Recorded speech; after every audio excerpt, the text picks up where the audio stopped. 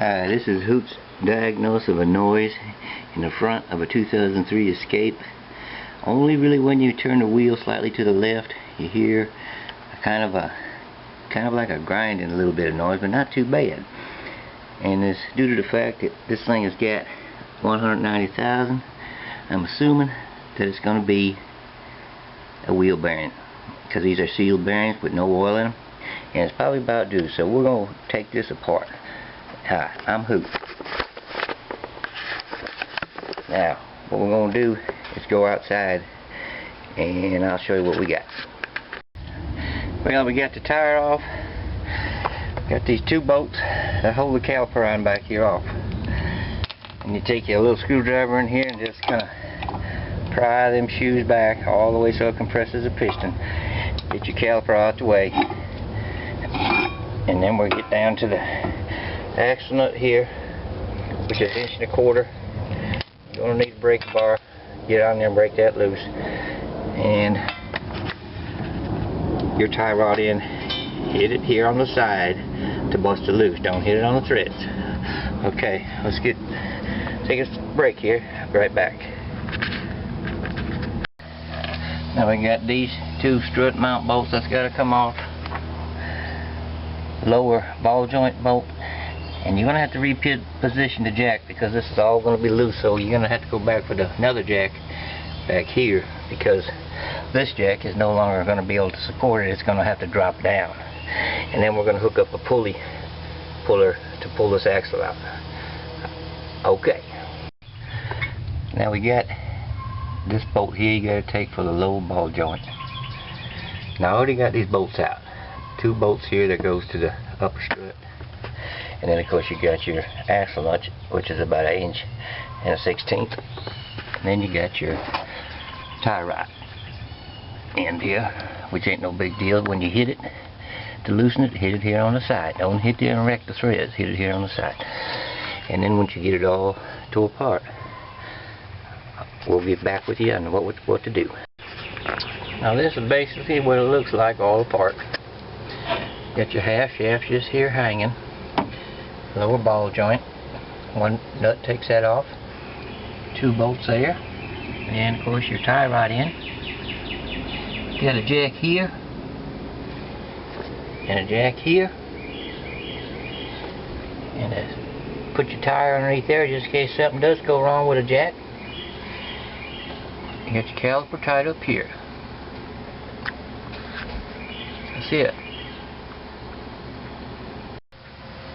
Most of all, don't forget that wheel sensor. Otherwise you'll be breaking it off. Make sure you get that out of there and just put it up out here, out of the way, just like I got my calipers hung up here out of the way with a tie strap. Okay, we're about to pull this axle off. Got it set up here, and basically we're just going to push in a little bit and release that splines on there. Once you get it on there with a little stress, all you need to do is just hit it a few times right there. It'll loosen up. Give it a little bit more.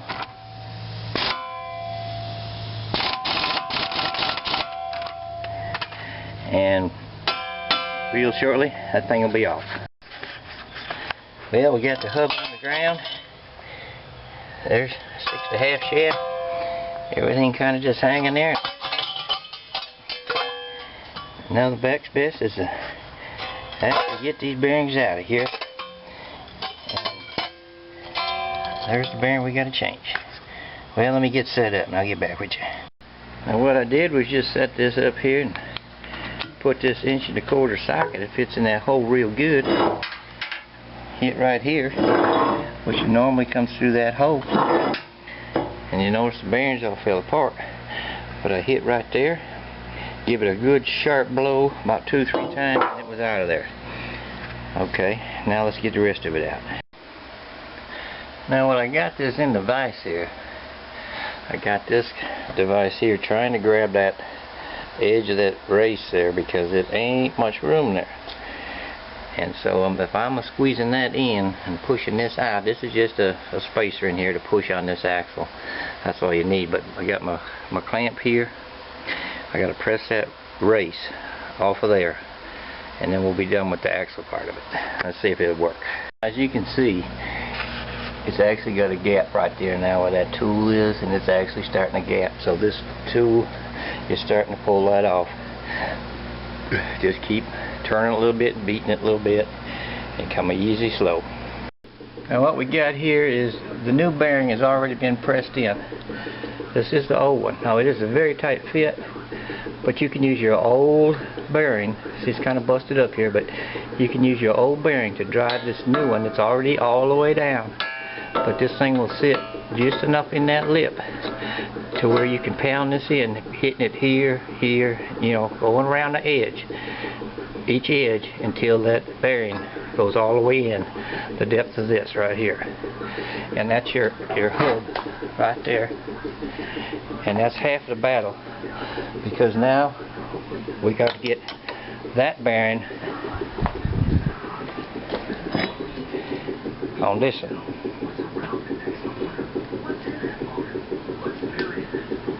And we'll set this up and see what we're going to do. Now this is the other half, the hub, and this shaft here, once we get it all polished up, it's also going to have to go in here. It's going to have to be pressed in nice and easy. Don't get excited and start getting it in there cockeyed.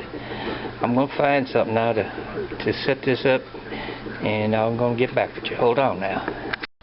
Okay, what we got here now is your hub.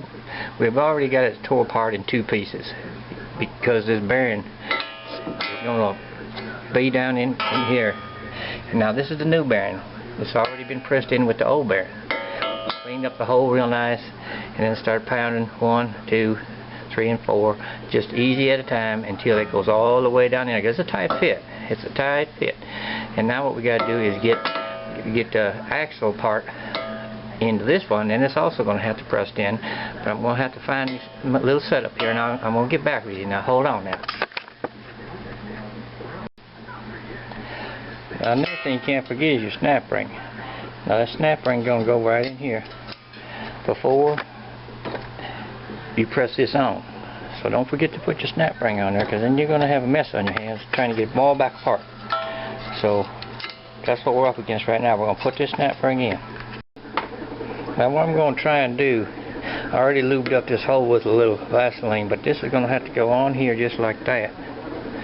And then you're going to find yourself a good socket, like this one's about 1 1/4 inches. Get that all straight and just take it easy and tap it down. This, by the way, is the race that come off. It's very tight fit, and I did have to cut it with the torch, but you got to be real careful so you don't hit your axle. And unless you got your press on hand, that's what you got to do. But let's see if we can pound this out now and see what happens. Now what I'm kind of doing is tapping it and turning it a little at a time, and turn it and make sure it's not going in there crooked. So you just keep tapping and looking, and before you know it, you'll be at the bottom. Now pounding this in, it all worked good. As you can see, it's in there. But when you start going through the second half of the bearing, this like two-stage bearing here. When it gets through the first half, and when it starts going through the second half, what happened was this half fell out just like it did here. So don't worry, just put it that half, like it's sort of like this. Put it back in there and put it over there and tap it in from this end. So push one end from one end, and when it gets to this point, push it in from this end. And it looks to me like everything's going to be alright. Alright. Now putting it back together, get it in this spot down here first and put the bolt right here. Run it through this hole. Once you get that in there, don't tighten it up yet. And then kind of get it in here. Use your pry rod here and these bolts here. Go through there. Get that on. Get this tight. Get that done. And then go back and do your tie rod in. And then we're pretty much got the bearing part of it done. Alright, now hold on. One thing you don't want to do is forget your little ABS wheel sensor. It goes right in here and if you don't take it off, you might break the wire. So be careful. Put that back in there, and all it takes is a little 8mm socket, and that's all it takes. Okay, now that we got everything torqued down, make sure you torque that big nut down. We're going to go back with a new rotor, and we've already used the national bearing set,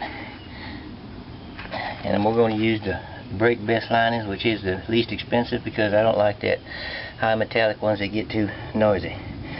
So we're about ready down to the basic now.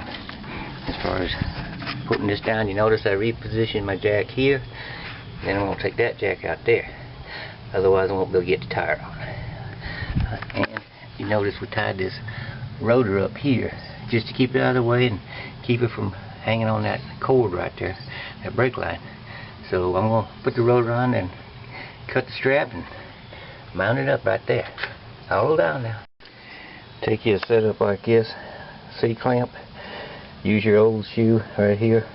Push it back in as far as it'll go, because we got a new rotor and new shoes, so we're going to need all the clearance we can. So you got to push this back, and then you can take it out and put your new shoes in. Well, we got it all back together. New rotor, caliper. We're ready for a tire. This is about all the tools you're going to need. Hammer, pliers, good breaker bar, 1.25 inch, 18mm socket, some WD-40 penetrating oil, 15mm needle nose, 1/4 inch drive, 8mm, and a couple of pry rods in case you need them. And it's best if you have probably 2 of these jacks and a little light. So I guess this concludes the replacement of the bearing, and have a good day. Check for further films. And oh yeah, the last thing to do is the road test. And we just been on one, and the noise is gone, so that's good news. Now all we gotta do is the other side when we get around to it. Bye now.